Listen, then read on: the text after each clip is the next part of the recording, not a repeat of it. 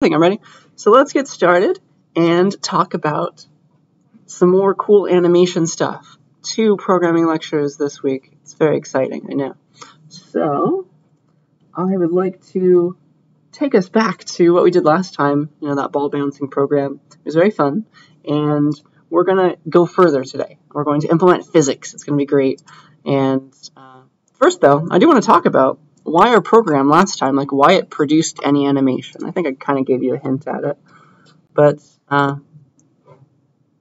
it was the turtle.goto that was moving the turtle around ever so slightly. And it was that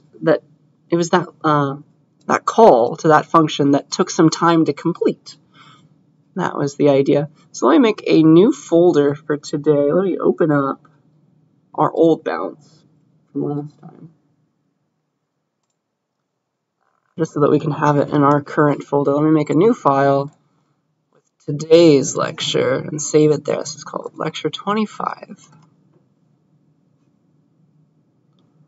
So that one, Lecture 25, and I'll call this one bounce copy.py. It should just be the same thing. So that is what we did last time, this whole program. I'll save that. Let's go get rid of the old one, and I think we're good now. So we had this program, and we ran it, and it was cool, and there was a forever loop at the bottom that was actually doing the animation.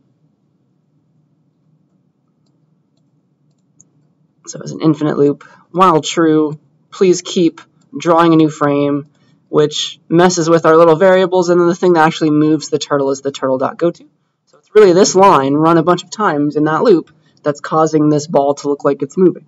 And so I should talk about that. Why in the world is that doing the right thing? Why is this infinite loop down here that's eventually saying turtle.goto producing this style of animation? All right. So because, if you think about it, like it's a thought experiment, what we want to do is show this picture, then this picture, then this picture, and then it will look like it's falling. Like, how does that happen? Like, we're continuously, forever, drawing a new frame. Like, if we just keep drawing frames, does that mean like it's always trying to draw the next one and it will never draw the one we just made? Like, maybe it'll never show anything at all. Why do we get any animation? That's one thing you could ask. Like, isn't it going to show these frames so quickly that it's just going to flash between all of them and we won't ever see the ball? That's definitely a possibility. Like, maybe it's always redrawing the screen and it's always working on something new and it never gets to the bottom. Though that is not the case. We saw it actually animate. And so the secret behind the goto is when we call this, it takes a little while inside of our computer for this call to complete, for the turtle.goto to redraw the turtle in the new spot on the screen and display that to you, the user. That just takes a tiny little bit of time in between each call, because we come back there, we keep coming back there, but it takes some time for that call to complete. And because it takes time, we see that frame while it's waiting to .go to the next one. We see the first one for a little while because it's waiting, it's trying to figure out how to draw the next one. It needs to do some work before it clears the screen and redraws everything. And we wait for that to complete. And that waiting, which we don't have full control over, admittedly, that waiting keeps the frame on our screen, that same frame on our screen for a split second, and that is why we get animation. And then when we come back in the next loop, we're ready to draw the next loop iteration. We draw this, the new picture, and oh man, again, while we're trying to draw the next thing, working on computing it, it shows that frame for a little split second. And that's what gives us animation. Does that make enough sense? Any questions about that? So normally, if you had a film reel, you'd move the film at a certain speed and it would just show the frames at a constant frame rate. We kind of don't have that control right now. We're just kind of at the mercy of Python's turtle.goto, and it's going to take as long as it takes to do that thing, and that's how long we'll see the frame on our screen. That's pretty much what's going on there. You could, though, if you really cared about a certain frame rate for your animation, and actually, by the way, that means that my program running on my computer, because turtle.goto, it takes a while to run, on my computer, my little laptop, the animation most likely is slower for me rather than on your giant desktops, because it takes a little while longer for my slower computer to do the turtle.goto call. That's food for thought. Interesting. You could have a little bit more control if you wanted to. You could like make sure that you have exactly 30 frames per second or something if you wanted to, by telling Python to like pause the program for a short while. And that's time.sleep. There's a time library, and time.sleep lets you wait for a certain amount of time, and it'll pause the program. And so that'll ensure that you don't draw too many. Oops. I'll ensure that you don't draw too many frames when you just want to draw a few. So time.sleep. I don't know. I'll just show it to you because it's fun. Import time. Time.sleep 1.5 or 2.5, whatever. And then it doesn't give me my prompt back until 2.5 seconds are elapsed. You see that? Didn't draw these little arrows for that long. Time.sleep 1.0. There it goes. And so it waits for a second. And so you can have it wait for split seconds in between calls if you would like to. And that would make the animation slower.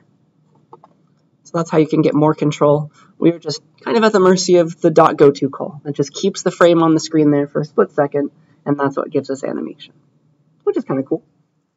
You don't really have to do anything extra. Any questions about that? So that's, if you wanted it to be fancy, you could like control the frame rate more, but we're just like letting turtle.goto take as long as it takes, and that's our frame rate.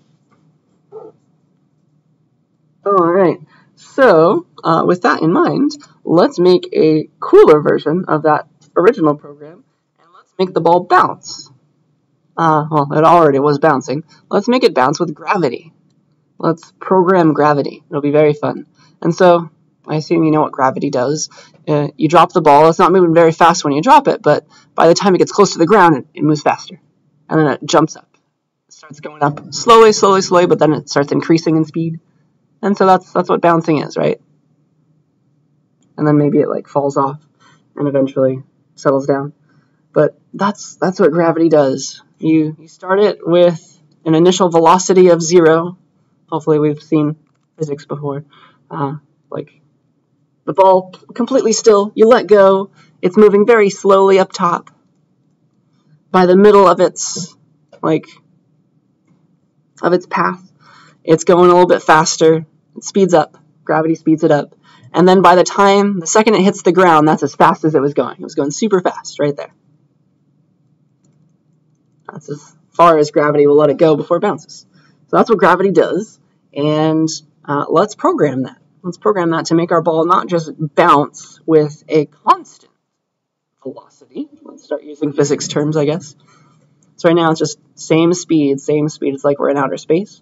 Let's have it speed up as it falls and bounce and do the same thing as it's rising. Slow down as it's rising because gravity's pulling down on it. So with that in mind, I don't think anybody, we don't require physics to take this class, but most of your majors are going to require physics one day or another. So hopefully a good chunk of us have seen this idea before. But let me teach you, just quickly refresh your knowledge of physics, of kinematics, how things fall. So right now, our ball is moving with constant speed, and the fancy physical term for that is velocity, right? Our ball is moving with constant velocity, and that is only what happens in outer space. It's not real life on Earth speed. What should happen, again, is that the ball should speed up on its way down. Like you start it, it falls slowly, and then in the same amount of time, it falls a little bit faster. Like this is a second, this is another second. It starts speeding up as it gets closer to Earth, to the ground, wherever it's going to bounce off. And so the question is, how fast does a ball in real life, if you drop it, assuming no air resistance, how fast does it change its speed? And remember that change in speed is acceleration. So velocity, what is velocity? That is your change in position. I'll use delta for change. Delta position. So like the ball was here, now it's here. That's the velocity, right? How fast you're changing position. And then acceleration is how fast you're speeding up or how fast you're slowing down. So that's change in velocity. It's the rate of change that your speed is changing, which is a lot of the word change in that sentence. So in real life, if you drop a ball and there's no air resistance, what happens is the ball, on Earth at least, is accelerated towards the ground by gravity at 9.8 meters per second squared, which means every second it speeds up by 9.8 meters per second. That's what squared means. 9.8 meters per second it speeds up. Right? So like this is the ball. It is affected by gravity. Gravity is a force. 9.8 meters per second squared. Okay, hopefully we've seen something like this before. But yeah, what that means, though, is the ball speeds up by 9.8 meters per second towards the ground, of course, every second. So at, like, every time we look at something, I guess, we're going to program this, right? Our goal is to program this. So, like, we're going to have an acceleration variable. And because it's towards the ground, we'll make it negative. Like up acceleration is positive, down acceleration is negative. So we'll say negative 9.8, and that's our acceleration. And acceleration on Earth, assuming you don't move around too much, it's more or less constant, and therefore this variable will never change, but our velocity is going to be affected by our acceleration. So like at the very start of the ball's drop, it has velocity 0 because we're holding it there. And then like maybe every time a frame happens, we like simulate acceleration affecting our velocity because every second or every frame, let's say, we speed up by this acceleration. Our velocity changes by 9.8 meters per second every second. So like after a second, our velocity has been affected by acceleration. Now it's negative 9.8. You wait another second, acceleration affects your velocity again. Now it's negative 19.6. You wait another second, ... Your velocity keeps getting faster until... if you're in a vacuum, I guess it'll go forever. Until you hit the ground, at least. So that is kind of what we need to model. We need to, like, pick an acceleration, keep that constant, and have that affect our ball's velocity. And what corresponds to, I guess, the main question now is what variable here corresponds to our ball's velocity? Do we have any ideas? What variable did I change and I made the ball speed up? Do you remember that?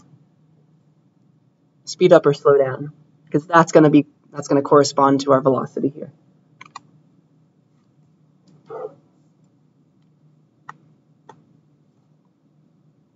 Has it been too long?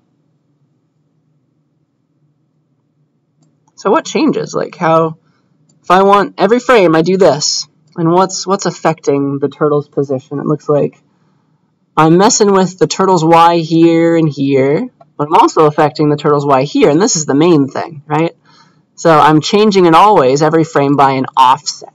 That's our velocity. If offset is large between frames, it's going to move more, right? So that's going to be speed. That is our speed. That's our velocity equivalent in this program, and that we will change in a second. Does that make sense? So that's our goal, and we're going to have that be affected now by an acceleration variable. That's something that we didn't have. We have a constant acceleration to apply now. And so that's our new goal. Let's see here. What do I want to do?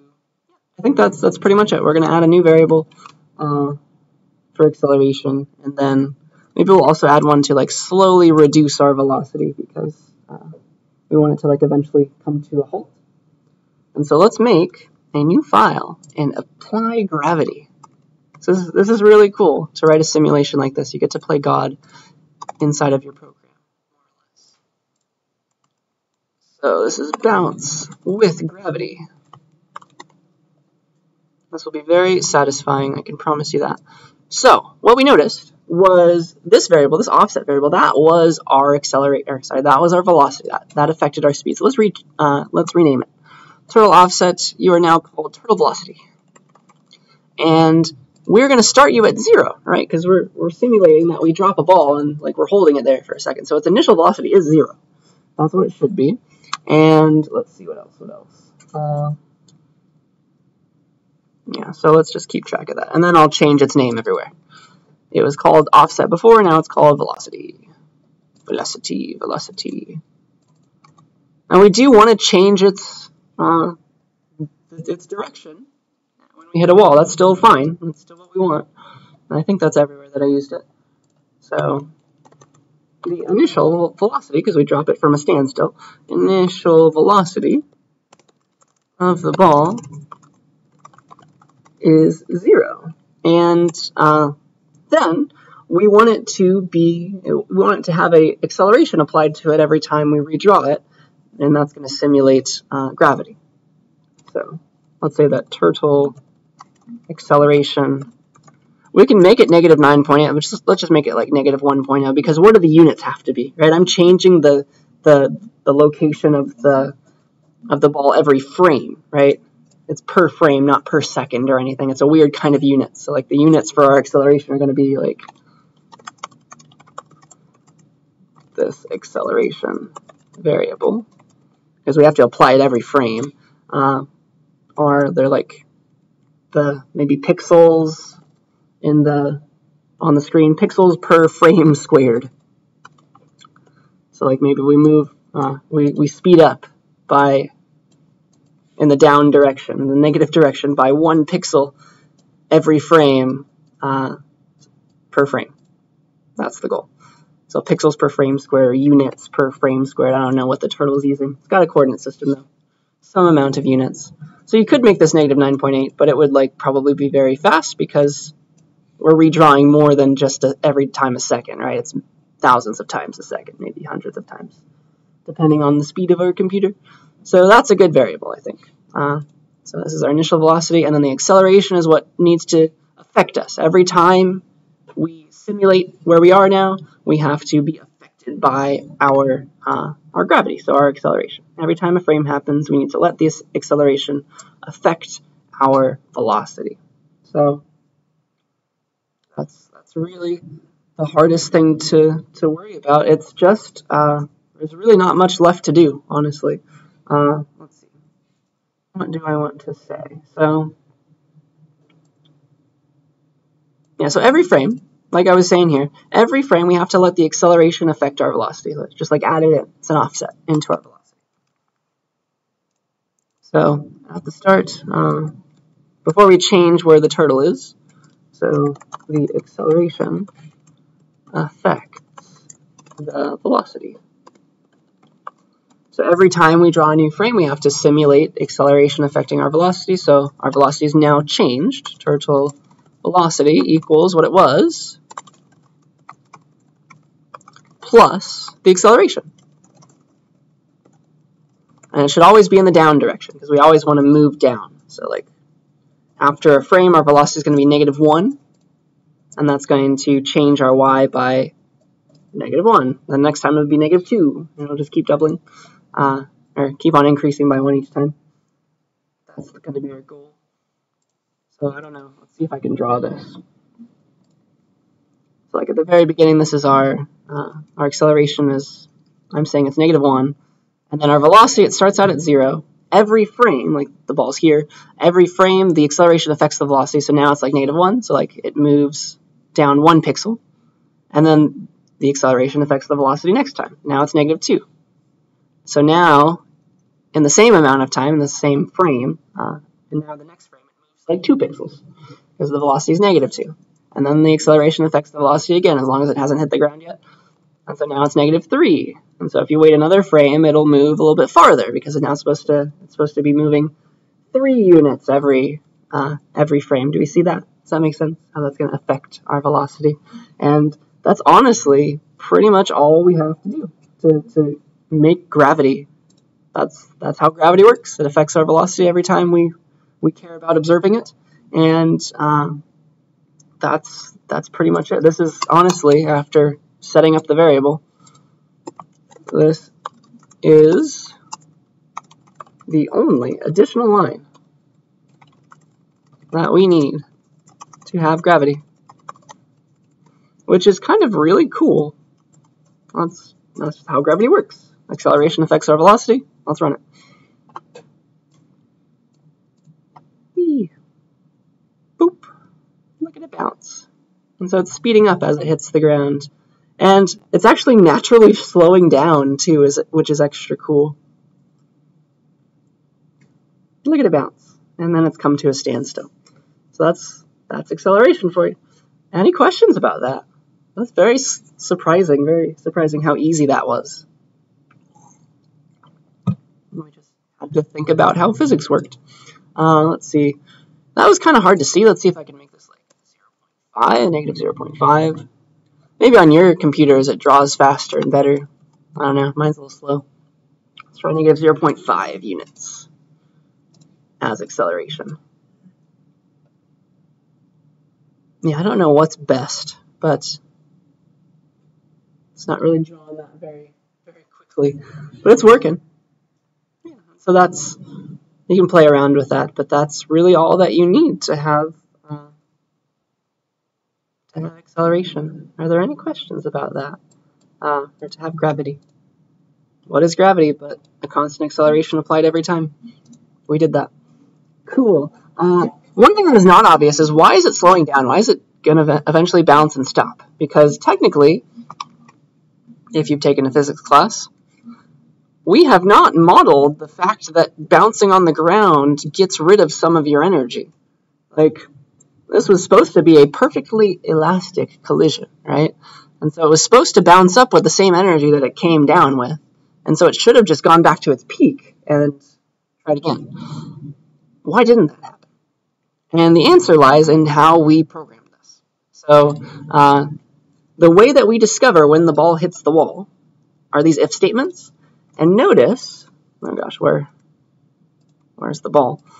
Notice how it's really never going to hit the top wall now, but so we can get rid of that. But like when it hits the bottom wall, we're checking this condition right here. If turtle y is less than or equal to negative 200 plus turtle width over 2. And the idea is this might be past the wall. We might have tried to simulate the ball going outside of the wall, like it's less than this, not exactly equal to. Equal to is when it's touching. Less than is when it's past it. And so technically on our simulation, though we don't draw it, the ball could really be like right here. Yeah. We don't draw that, though. We rein it back in. Like we move it back up here, and then we send it off. But the fact that it went down here means that we're going to send it back up with velocity as if it were here, rather than as if it were here.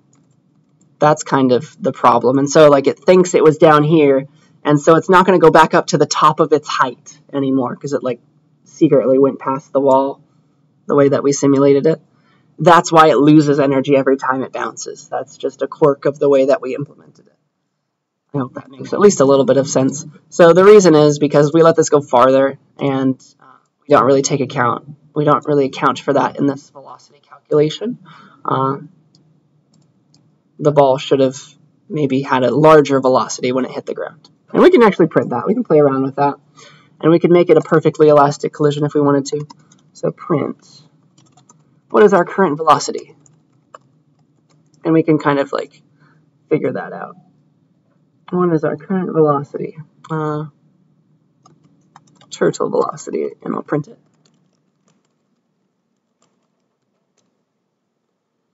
So now every time it's going to print it, I'm going to stop it after it hits the ground so we can look at how big it should be. There it goes, bounce, and then again, bounce. I'll stop it now. So we can watch it work. It's like it's moving up. Negative 0.5 it starts out as, because we're affecting it by negative 0.5. Then it's negative 1, and you can see it bounce because that's where it gets negated. Like, all right, its fastest was negative 19. And the thing was, the way that we change our velocity is we negate the velocity and apply acceleration at that same frame. And so technically, the negative 19 doesn't become positive 19, it becomes 18.5. And that makes it lose some energy. Does that make sense? That's the problem. So if you wanted this to be a perfectly elastic, and you can watch it bounce again. So now it's going up, being affected by gravity, which is trying to pull it down, bring its velocity slower and slower and slower. And then here's where its velocity is 0, and it skips, it switches directions at that point. Now it's negative 0.5, all the way down to negative 18.5, but then it bounces off the wall and we apply gravity again. So now it's going up with a velocity of 18 units per frame, and that was less than the 18.5 that it got shot up with last time.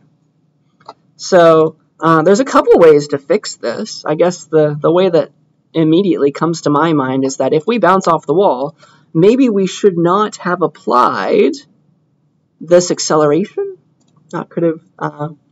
Maybe we should like undo the acceleration that we did to affect this velocity. I don't know.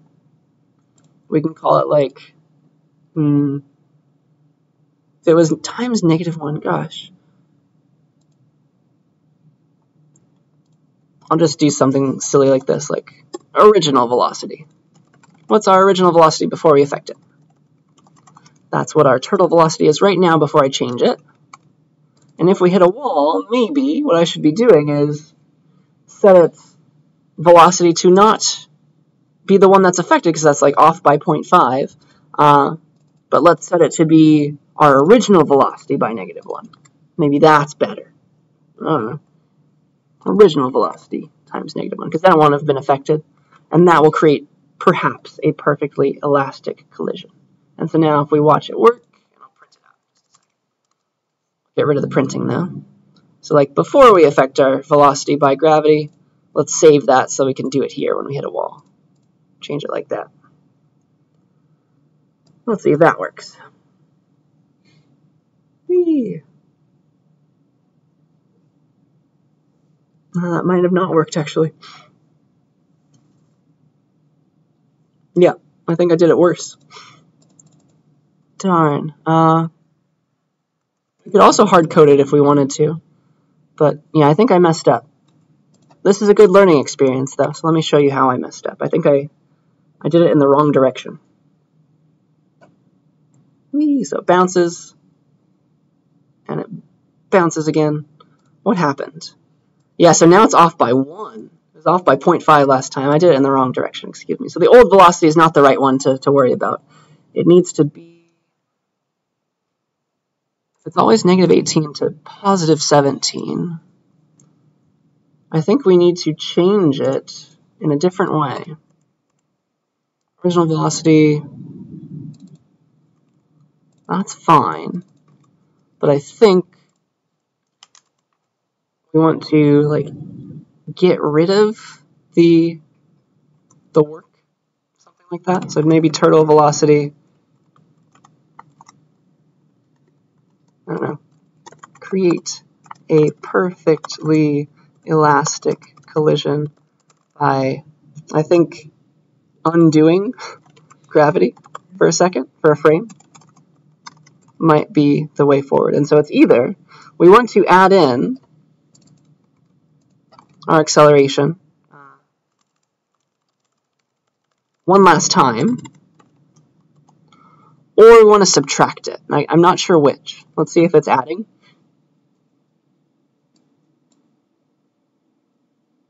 Whee! I think it's probably the other direction. Yeah, so it's subtracting. Subtract it.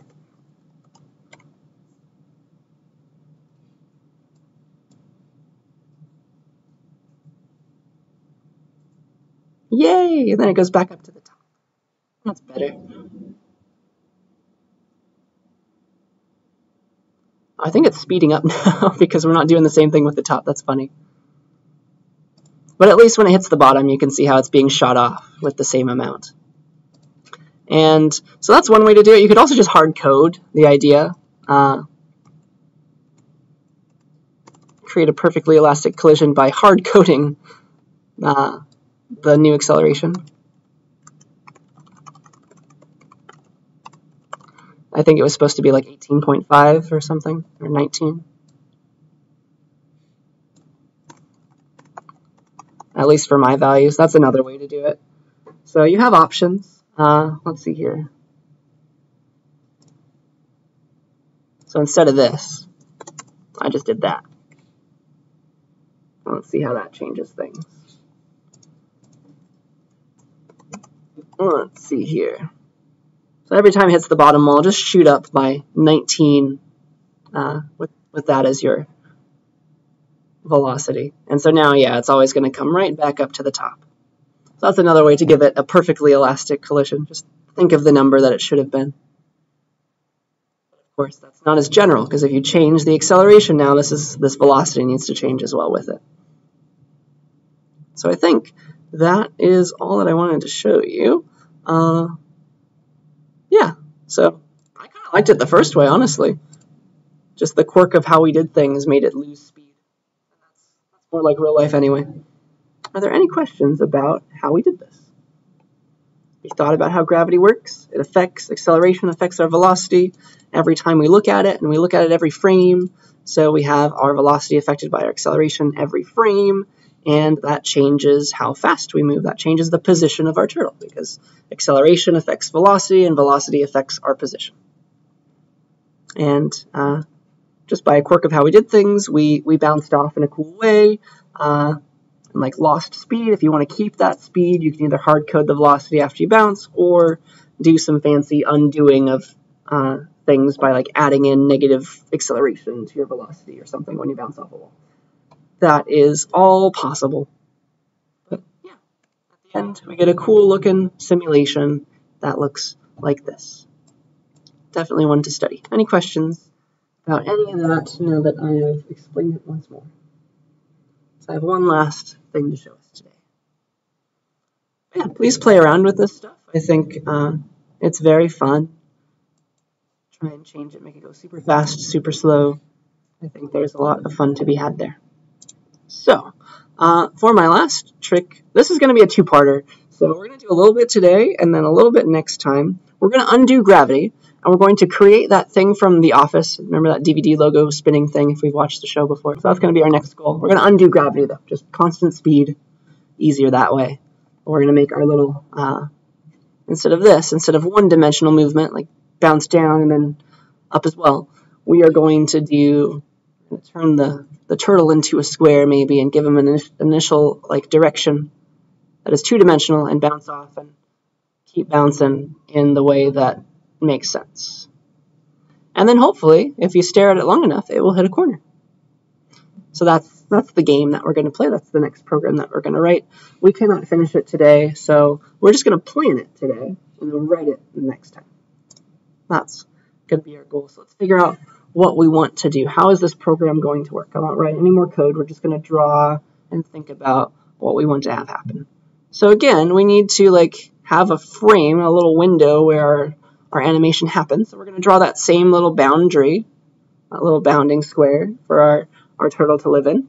And then we would like the turtle to be that DVD logo. We would like him to be a square this time. And we want him to start out somewhere random. So like the turtle, we're going to make him a square.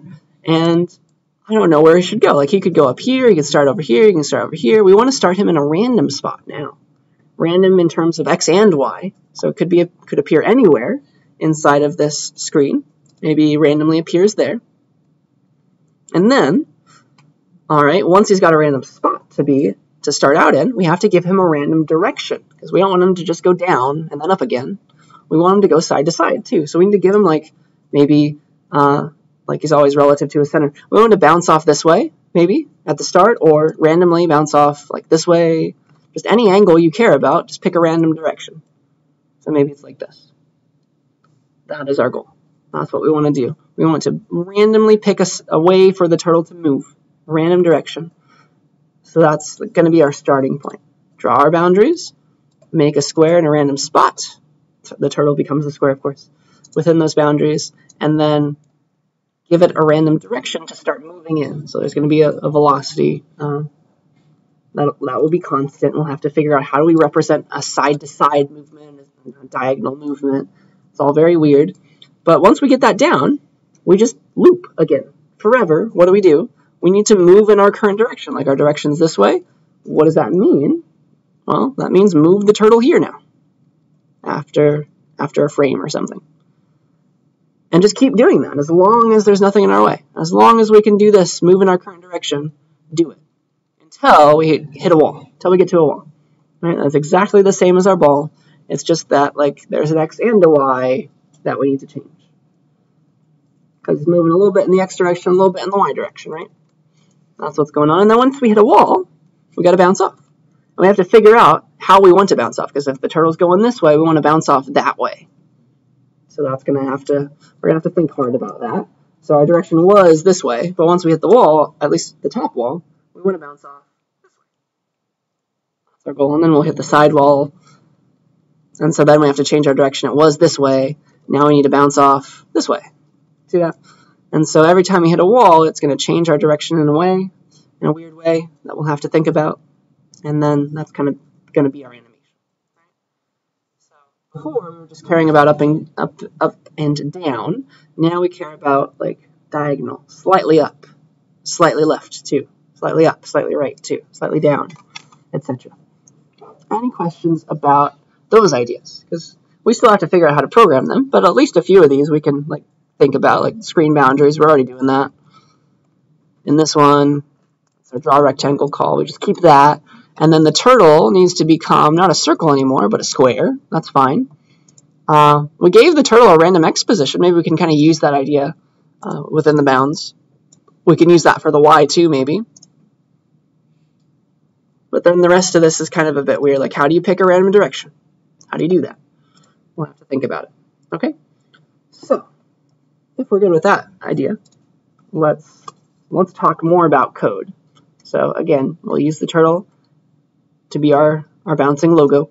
It'll be a square this time, and every turtle has coordinates, right? Every time the turtle knows where he is, you can ask him for his coordinates. There are functions for that. And so the turtle is always relative to his center. The turtle knows where he is in space, and if we ask for his coordinates, it will be his center. That's the first thing we care about. And then we have to worry about the direction of the turtle. We've got to pick a random direction. And remember that last time we picked a direction by just having a y offset, like move this way, move that many units in the down direction by adding a negative offset to your y location. Same when we bounced off, add a positive offset to your y location. The same happens for moving left and right, like add an offset, a negative offset to your x to move left, add a negative offset to your y to move right. But we want to move diagonally too. Arbitrary direction, arbitrary two-dimensional direction. And the secret is we won't have just a single offset, we will have two offsets. One for your x, one for your y. Because watch, if I wanted to move this way, like I wanted the turtle to store a direction of like up and to the right a little bit, all that I have to worry about is how far over and up or down is that. Watch. So what does that mean? If I want, like, think of what you want. I want the turtle to be here. That's his coordinate right now. I want him to move in this direction. So I want his center to be here after one frame. What does that mean in terms of x and y location? Do you see it? Well, this was your old x and y. This is your new x and y based on the direction you want to move in. Why don't you just split that into move this way a little bit along the x-axis? That's a change in x. And then move this way a little bit along the y-axis. That's a change in y. You can always split up a two-dimensional direction, no matter which direction it is, into nudge a little bit along the x-axis and nudge a little bit on the y-axis. That's another way to get to that same spot. You see that? That's the secret. If you have two offsets, you can encode an arbitrary two-dimensional direction. So it always will work, no matter what way you want to go. It's like, if you want the direction to be up and to the right, it's always going to be just move a little bit to the right, a little bit up. If you want the direction to be straight to the right, then it's just don't move up. Increase the x only. And then this way is going to be decrease your y, increase your x. And this way is going to be decrease your y. This way is going to be decrease your x and decrease your y. And this way is going to be decrease your x. This way will be decrease your x, increase your y, and of course, this would be increase your y only. Does that kind of make enough sense? Like how to encode direction in two axes? You do the same for 3D if you wanted to do 3D graphics one day. So that's the goal. So yeah, every frame we want to move the turtle's x coordinate and y coordinate by the offsets, the two offsets that correspond to that direction. Every direction in 2 dimensions at least has an associated x and y offset. That's really cool. So for example, maybe, I don't know, maybe the offset that I care about, maybe the direction that I chose for the turtle is like change the x by 3 and the y by positive 2. And so every time I calculate a new coordinate, I do some math. It's like the turtle starts here, maybe this is 1, 1. Where do I want him to move next? It's always going to be like over x by 3 up y by 2. And so the new direction for the new location for the turtle, and the direction is encoded like that. The new location for the turtle is going to be 1 plus 3, so 4, and then 1 plus 2, so 3. 4, 3 will be the next spot for that turtle to live in. So it's always take your current x, so like the 1, add in the delta x, take your current y, so the 1 as well, add in the delta y, add that offset, and that will give you your new spot after moving in that particular direction, which is really cool. And then next time, next frame, if you want to keep moving, you haven't hit a wall yet. Let me get this thing out of the way. Hey, if you're still going in that direction, I guess I need even more room. There we go. If you're still going in that direction, you haven't hit a wall yet, what do? You still want to move by that amount, which is, again, go x3, positive 3, change your y by positive 2. So now it's going to be supposed to go here, and that's going to be 4 plus, what is this? This is 3 and 2 again. So 4 plus 3 is 7, 3 plus 2 is 5, and that's the new spot. There's always that idea. You can always use a direction. All right, so yeah, that's all we need to encode 2-dimensional direction. And that's how we can move the turtle by it. It's always a pair of offsets, an x offset and a y offset. Move a little bit left or right, and then move a little bit up or down. And that will tell you how you can move 2-dimensionally. Any questions about that? Interesting simulation knowledge. And let's see. One thing that we will need to worry about is like direction, depending on how like pure, like if you're a purist, a mathematician, direction has no speed. I think you can imagine that if my x offset was this and my y offset was this, it would move the turtle by that little amount. But the same direction could also be created with a larger x offset and a larger y offset. And that would affect the speed of the turtle, right? If you added in this little offset and this offset, that would make the turtle move a little bit in one direction. If you added this offset and this offset, that would make the turtle move a bit in the same direction, though. And so we might want to like always like take these ideas and like make sure it's always the same length, like normalize it to be moved by 1 unit in whatever direction you're at. And that will be something we can talk about next time, though.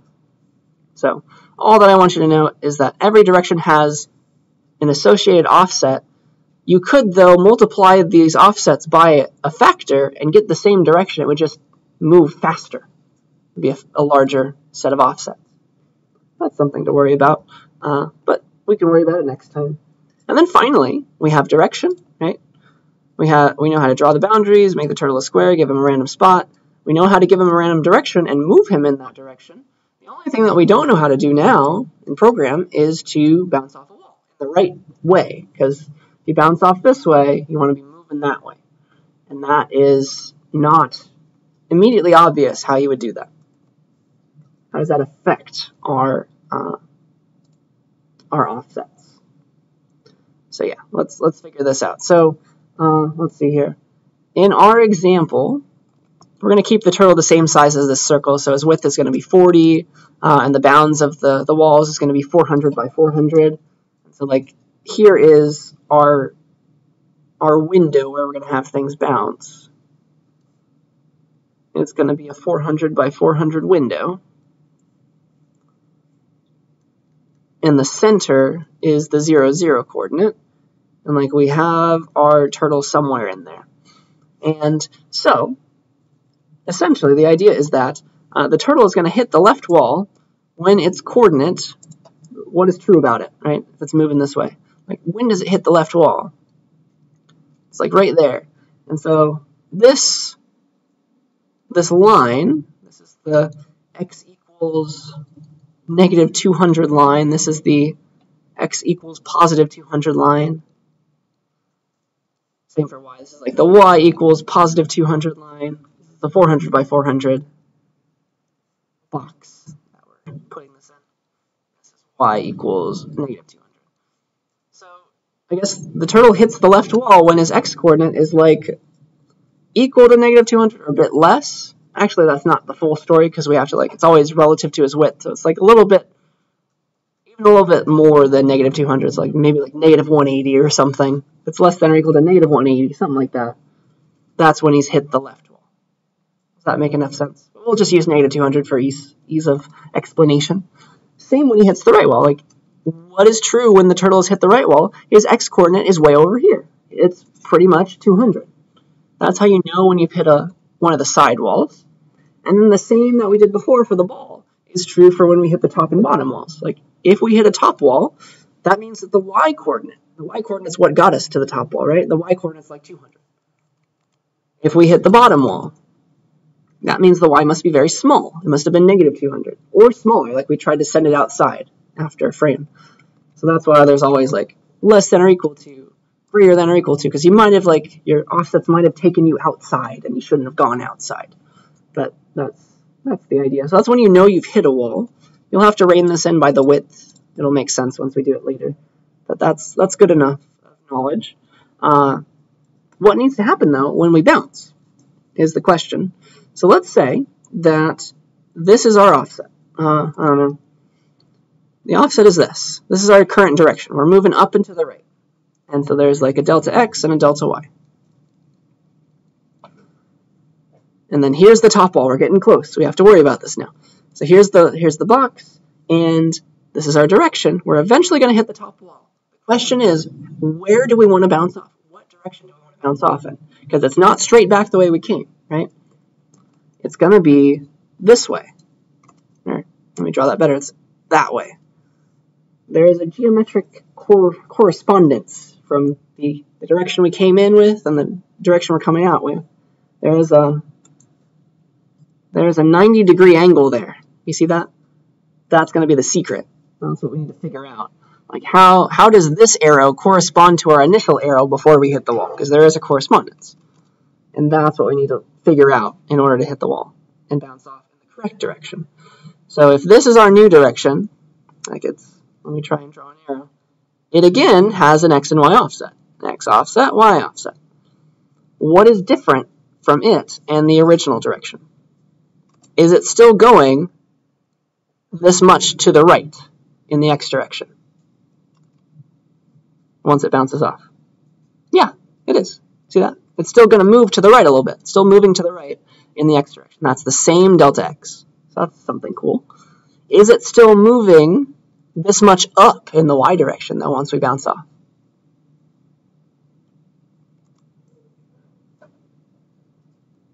Because this was right and up, right?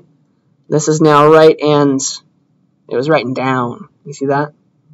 So we were moving up in the y direction before, but now we need to move down in the y direction and over. Same x offset. We're still moving to the right, but we were moving up. We hit the top wall, though. We need to start, the y portion of our offset needs to be the one that is negated.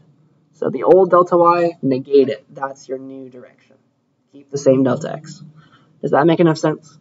That's the secret. That's going to guarantee this 90-degree direction angle when we bounce off. So this becomes this, which is the same x. You're still moving right, but instead of moving right and up, now you're moving right and down. I guess you could also draw it like this. Same direction. I hope that makes sense. Same delta x, delta y is the opposite. Okay, so that is bouncing off the top wall. I think you can imagine what happens when you bounce off the bottom wall is going to be very similar. You're still going to end up keeping the same delta x and making your delta y negated. It'll just make it go up now instead of down. The sidewall, though, what needs to happen there? So I've more or less run out of room. I'll just draw it a little bit, and then I'll draw a bigger picture on the next slide. So let's say we're coming in, and like we bounce off, and like here's the box. We hit the sidewall. Let's say that our direction was, I don't know, this was our direction. And so here's our box. We just hit the wall. And our direction was a little bit in the negative x direction, right? That was our delta x. It was move that way, move left. And then the y was move up a little bit. That was our delta y. And we want to bounce off, boop, boop, in that way. So what does that mean? We want to bounce off in this direction. How does that correspond to our original direction? Are we still moving to the left a little bit? No, we're now moving to the right. So it's the x that's going to be shifted. It's the x that's going to be negated. You take what your old x offset was, make it negative delta x, and then you go up still. Because this was going up before. It's still going up afterwards. It's just, it was up and left. Now it's up and right. So keep the same delta y. The delta x gets negated when you hit a sidewall. All right? Any questions about that? I'm going to draw a better example of this with actual numbers, but does the logic make enough sense? It's a weird little thing that you maybe never had to think about before. But that's going to give us a cool little animation. So let me draw a good example of hitting the sidewall. And that you can extrapolate for the top and bottom walls and also the right. So let's say that we're about to hit this this left wall. And let's say, let me give some numbers here. Let's say that this is our box. We're right here, and we're about to hit the wall. Like we're going to move right there, and that's going to stop everything. So our current coordinate, let's say, is -198, because apparently when we hit the left wall, it's going to be -200 or something. Let's say we're at -198, like 2 or something. So we're very close to the left wall, and our direction is this. We're moving that way, and the offsets are, we're going to move in the negative x direction by 2 units, and then we're going to move in the positive y direction by 3 units. That's how we can create that. So it's like the next frame, we need to move over 2 and up 3. And so that puts us exactly hitting the wall. That's why I made this example. So now we've hit the wall, and we are at, right, what's our new coordinate? It's, well, -188 minus 2, so -200. And then 2 plus 3, so 5. So we've moved up a little bit. And now we've hit the wall, and we want to bounce off, right? We came in this way. We want to bounce off this way. What does that correspond to? So that's, like if I just draw it, you can kind of see what needs to happen. Whee, something like that. And what is that offset? It was over and to the left, but it needs to be now up and to the right. So it's the same x's and y's. It's still a 2 and a 3, but there might be some negation going on. So we're still going up by 3, but we're not going to the left by 2. We're going to the right by 2. So it's a positive offset in the x direction. See that? That's how we move to the right a little bit now. Instead of up and left, it's up and right. And that's going to be over 2 in the positive x direction, still up 3. So that's 2 over 2 up 3. And that will place us in the next frame at a new coordinate, which is going to be, -200 plus 2, which is -198 again, and then 5 plus 3 is 8. That's the game we have to play inside of our code. We have to keep checking, did we hit a wall? If we did, take our original direction that we came in and hit the wall with, create the new direction, the bounce direction, and apply that on the next frame, because that's now our new direction again from then onwards until we hit another wall. Are there any questions about that? This is the example I want you to have in your head next time when I go and code it up.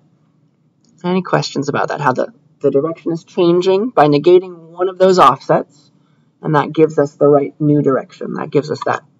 It's a bad drawing, but it's supposed to be like a 90-degree angle right there.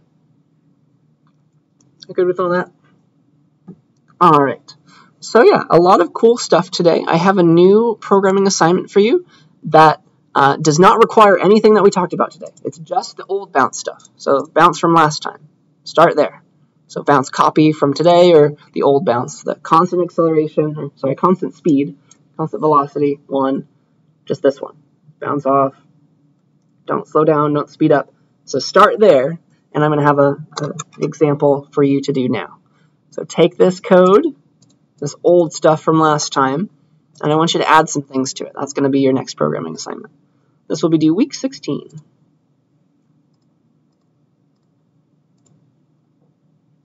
Second to last week of classes. So this one, it's easier to show you an example of what I want than to explain it. But let me walk through all the words. So what I'd like you to do is take my example, take my bouncing example from last time with the constant speed and everything. And so it uses turtle and random. And it does most of the stuff, right? It draws that bounding square to be the walls. And we make that animated ball bounce up and down. So just take what I did. You already have that. And then what I want you to do is I want you, like, the ball is bouncing and I want the walls to be magic this time. So I would like you to randomly choose something weird to happen every time the ball hits a wall. So that's the cool new thing that you're adding, all right? Take my code and add this. So here's some options if you don't have any ideas, like when the ball hits a wall, maybe you can change its color to a random color. You know how to do that. Maybe when the ball hits the wall, you can change its size, like give it an offset between like quarter of its size and 4 times its size, something like that. To get a random double, though, or to get a random float, you have to use random.uniform instead of random.randint. So that's something to keep in mind. When you hit a wall, maybe your magical thing could be that the x-coordinate of the ball changes. It warps to the other side or something. Again, within the bounds, so make it teleport. You can change the speed of the ball when it hits a wall. So just something cool and magical I want you to have happen every time the ball hits a wall, all right? Or you can change its shape randomly, change it to a turtle, randomly change it to a circle, change it to a square. So these are a bunch of options, and that's what I want you to have happen, to make happen every time the ball hits a wall. And the way that it happens is, once you notice you hit a wall, I want you to make a new function called, like, do something weird or do something magical, whatever you want to call it. I'm forcing you to write a new function and call that. That will pick the random new weird thing to do, and every time the ball hits the wall, you'll call it, all right? You must have at least 3 weird things, at least 3 different weird things, so choose a couple of these maybe, or think of your own, to choose from, and it needs to randomly happen each time. So like maybe once it hits the wall, its speed changes the first time, but the next time it hits the wall, it changes color, because it's a random process, okay? So that's the words of it, but honestly, it's easier to show you a little diagram. So here's an example that I coded up of what I want to have happen. So take my code, when the ball hits the wall, do something random each time. So there, it warped, its speed is changing, its color is changing, its size is changing. It's just random, whatever you want to have happen. So this is the kind of thing that I want to see from your code. You don't have to pick as many things as I did, but choose 3 potential things to choose from each time. Now the shape is changing. So that's kind of what I want to see. Okay? Any questions about that? So you'll take my code, hook into where the ball hit the wall. Remember those if statements. And then add a new function. Call it every time the ball hits the wall to do this random magic thing. Are you good with that? That's going to be your second to last programming assignment. And so yeah, use my animation as a guide. I hope that helps. But yeah, that is all spelled out here in one way or another. And this will be due week 16. So, oh, I do have this hint here. I don't know if you'll see it, so let me just read it to you now. So here's one way to think of, it's very similar to how I chose a random color in class before. Here's how you can choose from like maybe your 5 random things which one to do right now on this current call to do something weird or something. Here's one way to do it. You can pick a random number from like 1 to 5 because you have 5 different things and put that in a variable and then use a big long if else kind of statement, because if your random number was 1, you can do your first weird thing. If the random number was 2, you can do your second weird thing. That's how you can code it up.